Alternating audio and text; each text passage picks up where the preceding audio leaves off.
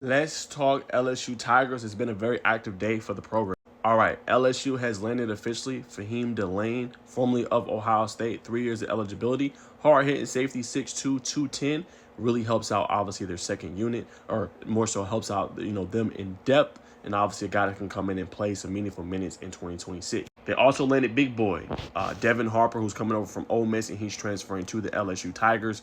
Number 4 interior offensive lineman in 2025. Didn't play a whole lot this past year, but he's moving on and going to go play for Lane Kiffin at the LSU Tigers in Baton Rouge. 6'4", 315, big offensive lineman. Should be able to at least have some kind of a role in 2026. Another big boy is going to be hitting, obviously, going to LSU, formerly of Baylor and also formerly of UNC. This is Sean Tompkins, big boy as well, 6'5", 300 pounds, offensive lineman, should be able to help LSU and everything they have going on. So I would say so far some pretty solid acquisitions for the LSU Tigers, who looks like they're going to probably land a top 20 transfer portal class. Now, next up, I'm going to preface my comments by saying reported.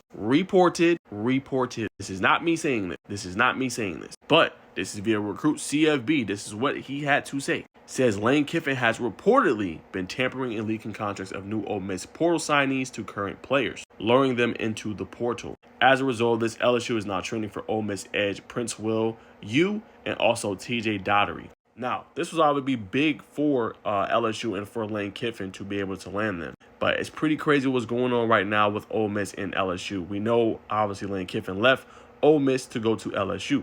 And he's trying to get some of his players back. Some of them have not left, right? Still waiting on the situation with Trinidad Chambliss. But we know Kewan Lacey decided to obviously stay. And you have to be honest, Pete Golden's done a pretty good job of keeping his players intact and not allowing them to go to LSU or to other programs. But looks like Lane Kiffin has something potentially up his sleeve, and obviously trying to land some former Ole Miss players that he knows that can play at a high level. Now, remember, TJ Dottery came over from Clemson, had a pretty high role for Ole Miss before obviously hitting the portal. Now, I'm going to be real with y'all. This will help out LSU tremendously with 2 top guys in the portal that will come in and start immediately for the LSU Tigers as he rebuilds and he retools that program and roster. If this is true, again, I don't know if it is. If this is true, if you're an Ole Miss fan, you got to hate Lane Kiffin. Because it's like, dog, you just screwing us over and you doing different strategies and methods in order to, really screw us out of some of our prime players. So I know Ole Miss fans are going to probably always hate Lane Kiffin, and I get it. But it's like, dang, Lane, if this is true, it's just like, yo, I guess any means necessary to get who you need to get.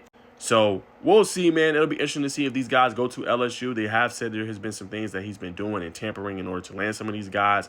I get it. At the end of the day, if you're a coach, you do want your best players, but you got to go about it the right way. Again, we'll find out the trueness of this. I don't know if this is true or not. Like I said, reported. It can be false. We'll see. We don't know what's going on behind closed doors. But nonetheless, one thing I can say is that LSU is trying to land a top-tier transfer portal class, and they're trying to obviously be a team that wins in 2026. Will that happen? We're going to find out in the fall.